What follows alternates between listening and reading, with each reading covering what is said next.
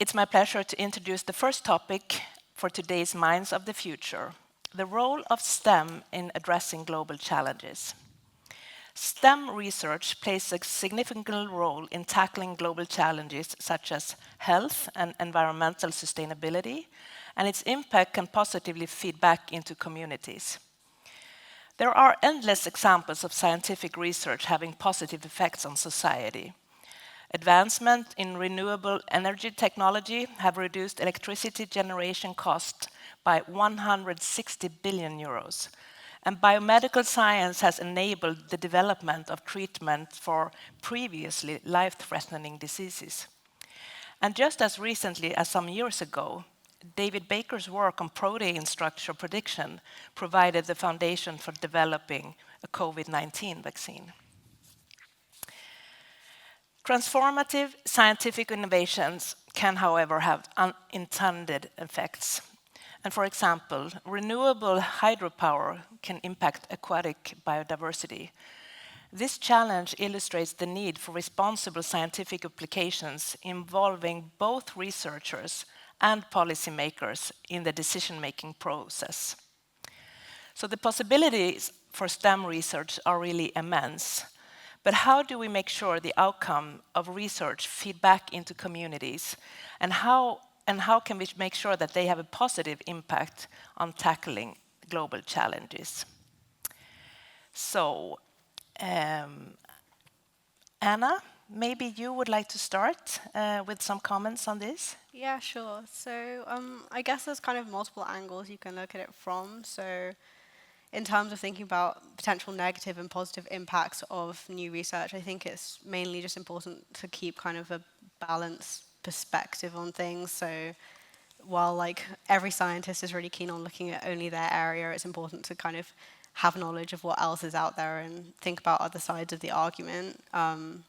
Obviously, influencing policymakers is super important. As individuals, we only have so much power to make change. So I think if change can be made through policy, that would be really good. And kind of from the other side, maybe scientists speaking to the media a bit more. I know that scientists don't always like to, because sometimes it can kind of get maybe twisted or not represented quite as we'd like with the same complexities. But I think even so, information is so much more powerful than misinformation. And if the public believes in the research we're doing, then that will help policy along as well.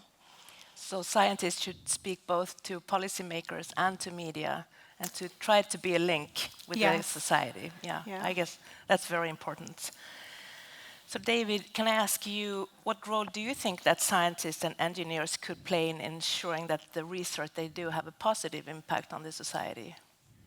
Yeah, well, I would agree that being active in communicating the science to the world, to policymakers, is important, and really to engage the groups that are, that are relevant. Also, I think making an effort to take the science that's being done and really get it out in the world. And there are a lot of ways that can happen now. So for example, from my group, many people go on to start companies or join sort of policy think tanks which are really concerned about getting things out in the world and working out the issues that are involved with them. So I would say staying engaged at all levels is very important. So you tend to agree, both of you? Yeah. Yeah. Anna, I wanted to ask you, how do you look at your role as a young researcher in advocating for science on a global scale? I think as a young person, it's obviously I have much more energy perhaps than an older professor who is a bit worn. So like I can go around and travel and talk about science without feeling too horribly jet-lagged. But I think more importantly, I have this time now in my career to go and connect with other young people. So because I'm a more similar age range to you guys, I know a bit more how youth culture works, and I know a bit more about strategies to really spread science in a more democratic way, rather than just remaining in an academic context. So actually also being a young researcher has advantages because you can also speak with young people in another way and maybe relate a little bit different. Yeah. So I think, I mean, there are many levels now of interaction, but also important things that needs to be prioritized. Yeah, I think I agree with that completely. The other thing I just wanted to add was, as young people, maybe when we talk to the public, when we talk to people of our age, we can use more lay terms. We can try to communicate in a way that everyone understands.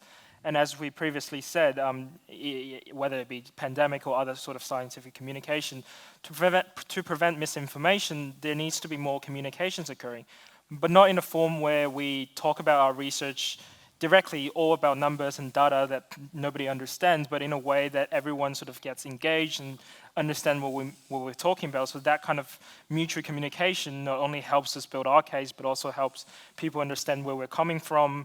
And there's so many platforms nowadays, whether it be YouTube or short videos online, there's so many ways of communicating science to young people. And I think for us, we have so many different opportunities to talk to the public in a brand new way, more engaging way. I mean, just looking today here for you who are here and listening to this panel, I think it's wonderful that both that the room is so full and that the interest for this is so full. And I hope that many of you here today will bring this discussion with you and go home and hopefully want to pursue a career in science, because that's really a fantastic opportunity that can lead to so many different things. So I really hope that some of you at least get a really big spark of interest today. So Anna, I wanted to come back to you and ask you, how do you think STEM research can help tackle global issues like climate change or health disparity or poverty for that matter? Yeah, I guess science kind of helps on multiple levels. Like, first of all, just identifying these problems is quite a big thing. So I guess the nice thing about science is it's quite empirical. Like, you look at the evidence and then deduce things from that. So you're looking quite unbiasedly at the world and therefore can identify issues which we might not otherwise. And then you can therefore also identify the solutions to them, hopefully, and then test it. So looking at case studies, running clinical trials, all that kind of stuff, to really inform policy on what works and what are the important issues we need to focus on. Thank you. And I wanted to come back to you, David. You are a chemist and you work with predicting how proteins can look like. But how do you see your research relating to those global challenges, and how do you think your work can help? Well, I think in really two ways. The first way is that we're designing proteins to deal with, in part, to deal with diseases of the developing world. And so I think, and one of the ideas is that the sorts of medicines that we're generating based on designed proteins don't require a cold chain. They're easier to manufacture, and so they could be ultimately lead to more equitable health solutions. As far as I think I mentioned already, as dealing with issues like plastic degradation, this is also a problem that really affects developing countries. So I think, in part, by developing new design protein-based technologies to deal with some of these issues. But I think the other way is really in, I have a large research group with people who come from all over the world, and the people that come through all sort of have a vision of doing, of trying to make the world a better place and really having an impact. And then they go out all over, and then in sort of the way that we've been describing, they're able to communicate the issues and really go to a lot of different places. And so I'd say it's both through the science and the actual specific solutions to problems. That's the first thing. And the second is just through all the amazing human talent that's coming through and then going out in the world. Thank you. I think it's interesting also because maybe many of you think that going into a career in chemistry is a lonely work where you sit and you do your experiments, but you hear it's international collaboration. You can go out and tackle global challenges both within health and climate. So I think that's a very important message. Yeah. Alyssa, can I come back to you and ask you, how do you think STEM research can help politicians and people in power to make decisions in those pressing global issues?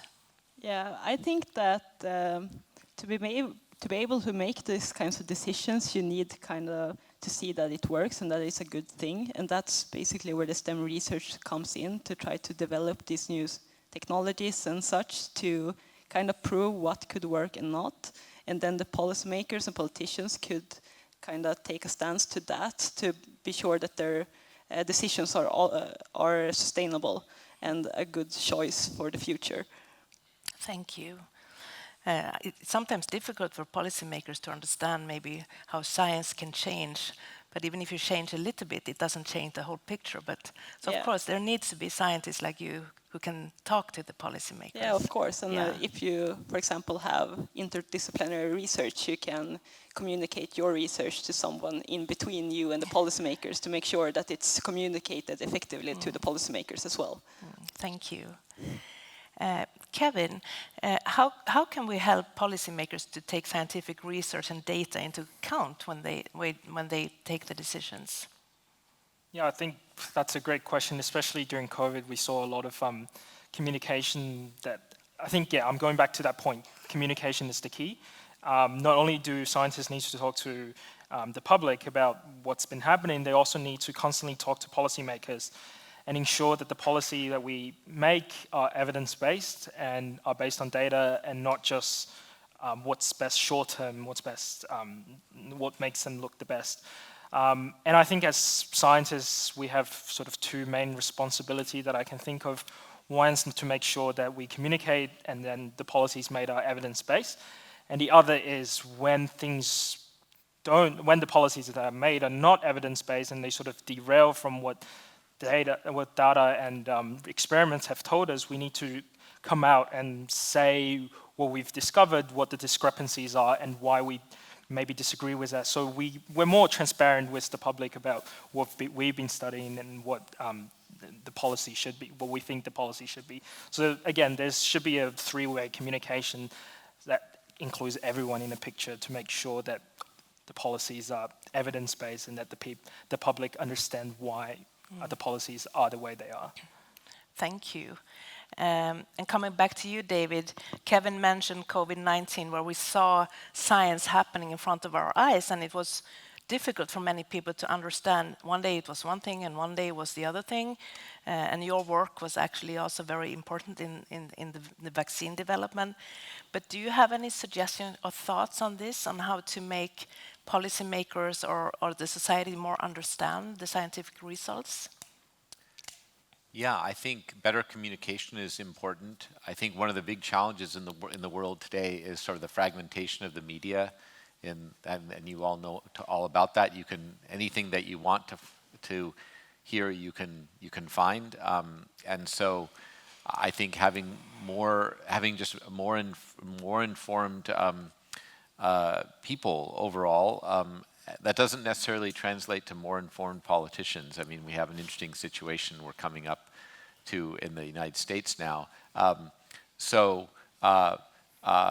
Yeah, but the thing that makes me somewhat optimistic, though, is that in the COVID pandemic in the United States, there was a lot of crazy misinformation that was going around, and yet the same administration, which was sort of perpetuating some of that, also made a huge investment in vaccines, which turned out to be really, really important. So I think it's important to be well informed, but also not to give up on people that don't necessarily agree with you. And I think just more engagement across the board is good, because people can come to make the right decisions even if they initially have thoughts or opinions which are maybe not absolutely correct.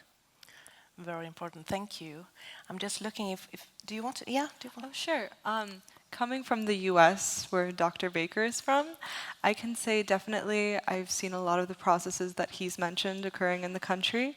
But I think also another angle that we could take with this aspect is putting more pressure on the policymakers to be informed about science, because we as scientists can tell them, look, it's better if you do this, it's better if you do this.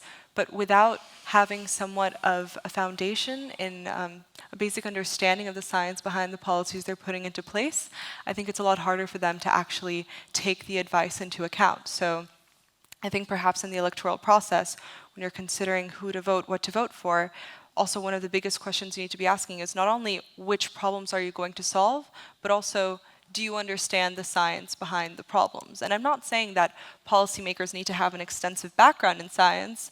I'm just saying that it would be better if we put more pressure on them to understand at least the fundamentals behind the biggest scientific issues.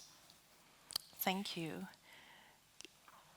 Just looking if someone wants to add something to this.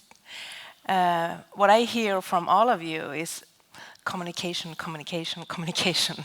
And that is on different levels and with different actors. Talk to media, talk to policymakers, talk to people that might disagree with you, and also the very big need for education and to have an informed both society but also informed policymakers. So I think what you are doing out there in school, it's so important that you are part of this increased informed society that can both understand the work that comes from science but also can help informing others, your friends, family, and other policymakers about the need for science and how to interpret the scientific results. So that is what I bring with me from this topic. Thank you so much.